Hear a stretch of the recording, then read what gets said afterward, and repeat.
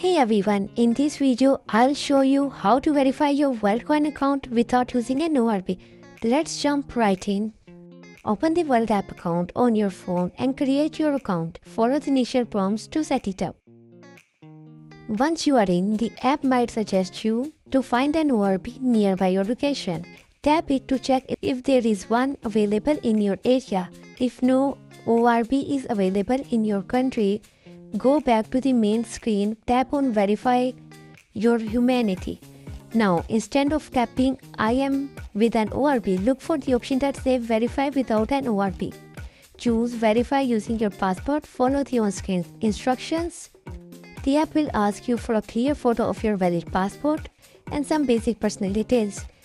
Make sure the photo is clear, not blurry, and wait for the app to review your information. That's it. If you have any questions, let me know in the comment section.